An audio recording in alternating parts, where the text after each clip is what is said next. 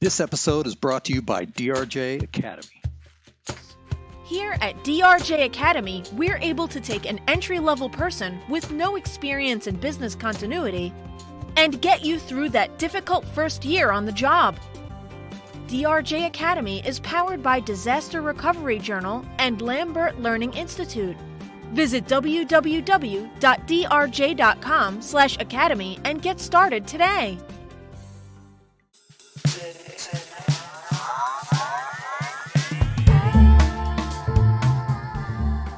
Welcome to Business Resilience Decoded. I am your host, Vanessa Mathews, the founder and chief resilience officer of Asfalis Advisors. Today, I'm excited because we have a friend, a mentor of mine, and he's also on the editorial advisory board for the Disaster Recovery Journal.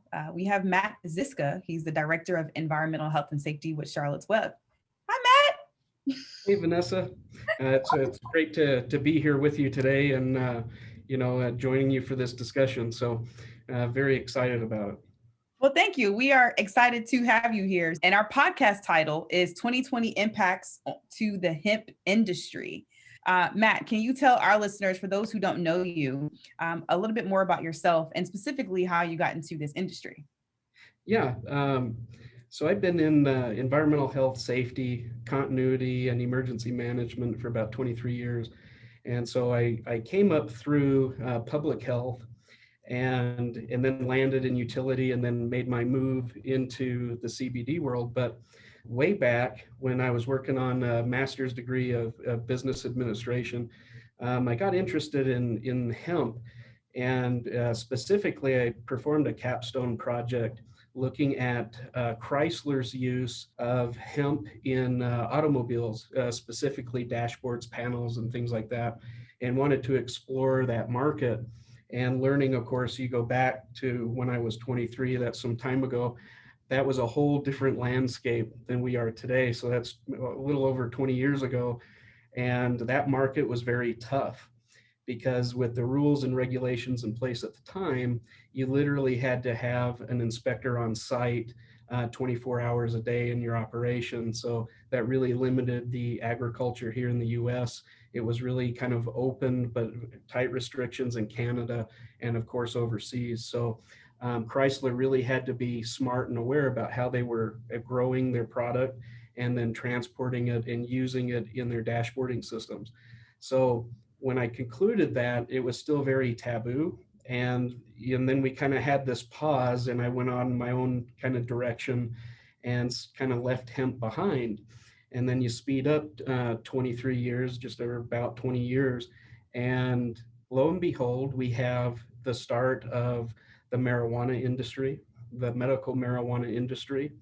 And then that changed in 2014 with the first signing of the Farm Bill that separated hemp from marijuana. And that was a big milestone because it gave opportunities to more entrepreneurs to create companies around the hemp market and specifically looking at ways to use the plant and its properties to help people with varying degrees of ailments and in daily life. And so then we speed up to 2018, and I was looking to make a jump out of the utility industry and found Charlotte's Web.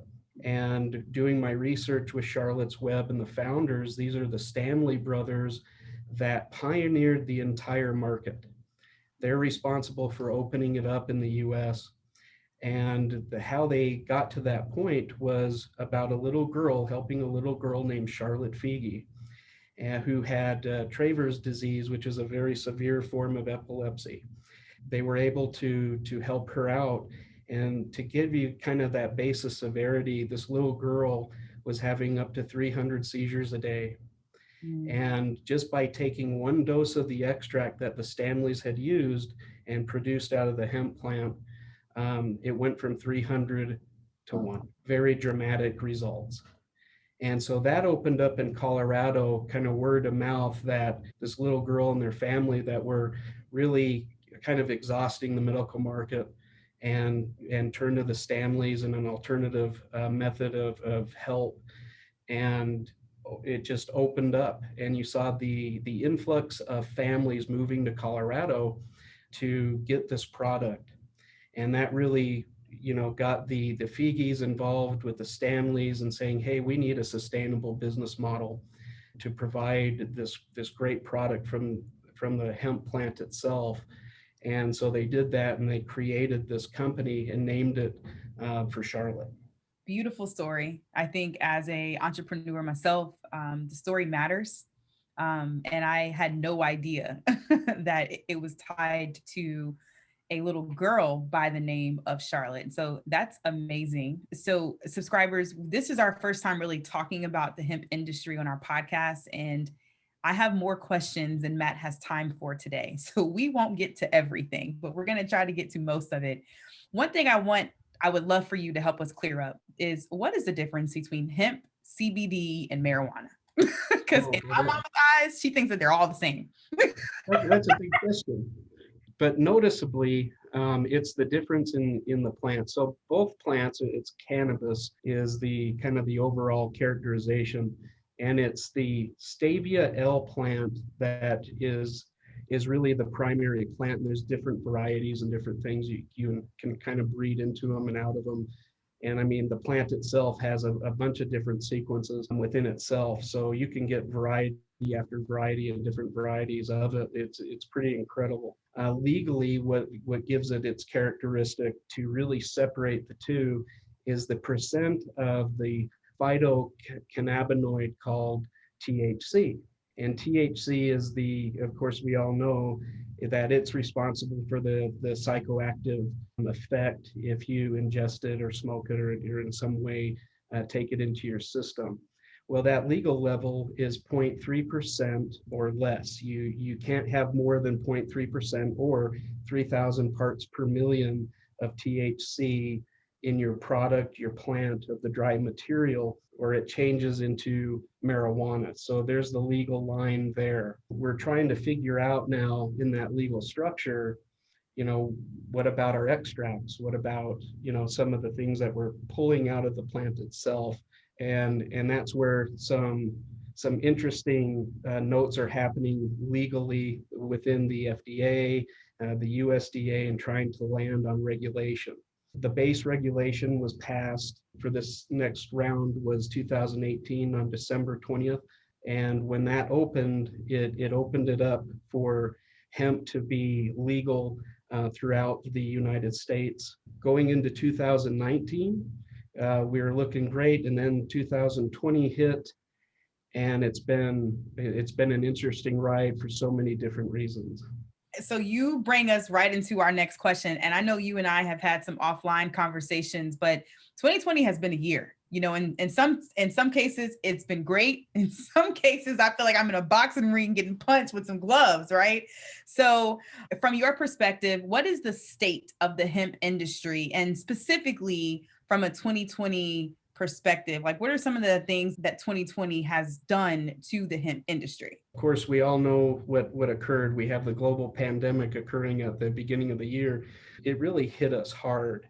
And as it did with all industries and markets, because of the pandemic, the public health restrictions, people losing their jobs and their sources of income, that has a direct impact to all consumers. And that has really translated into troubles for not just the hemp industry, but all industries in making a revenue or a stable revenue.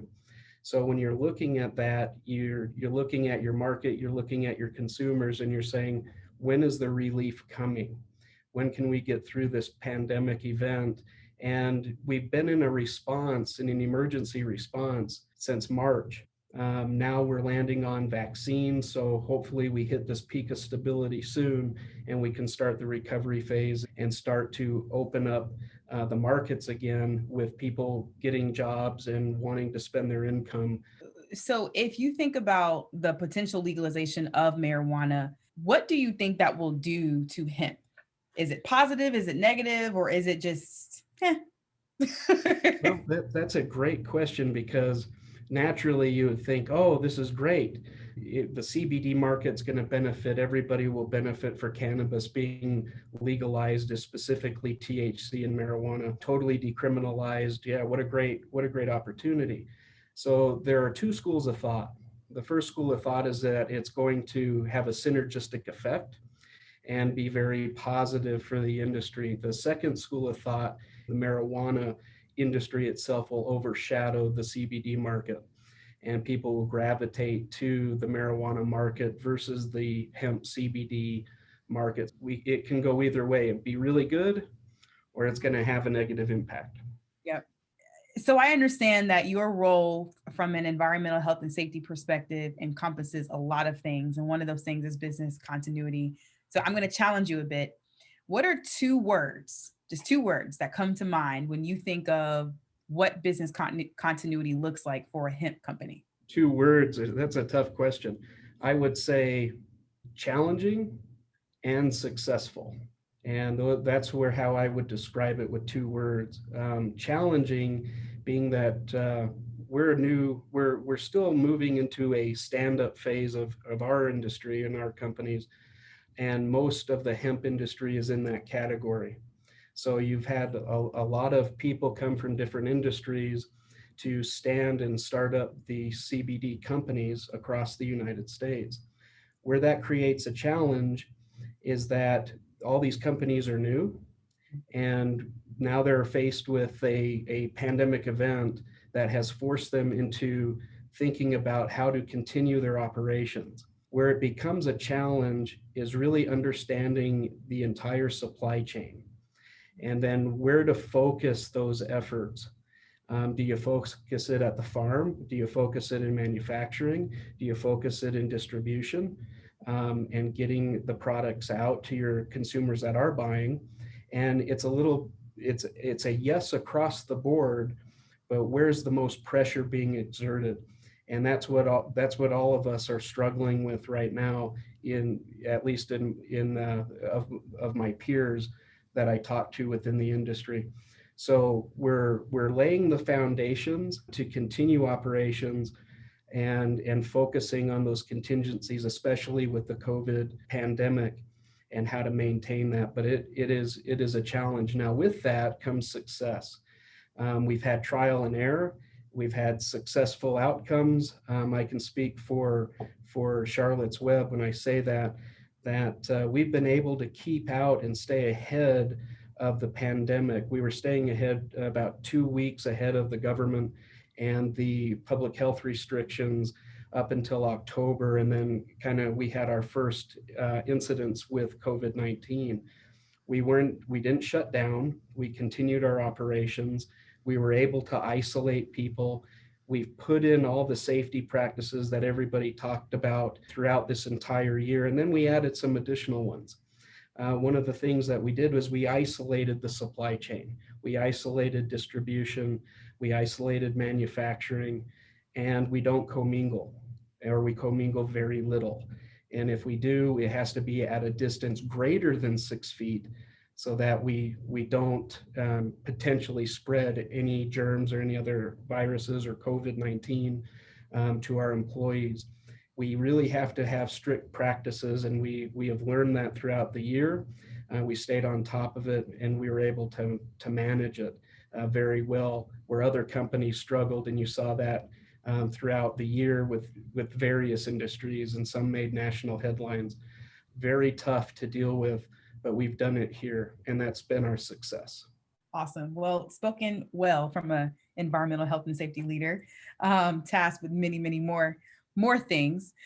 So can you just share, where can our listeners find you if they want to reach out to you directly? Well, I'm on LinkedIn. You can look me up, Matt Ziska. On LinkedIn, just type me in and it will populate. Awesome. Well, there you have it. Thanks for tuning in to Business Resilience Decoded with the Disaster Recovery Journal and Asfalis Advisors. Subscribe, share, download, and look out for future episodes.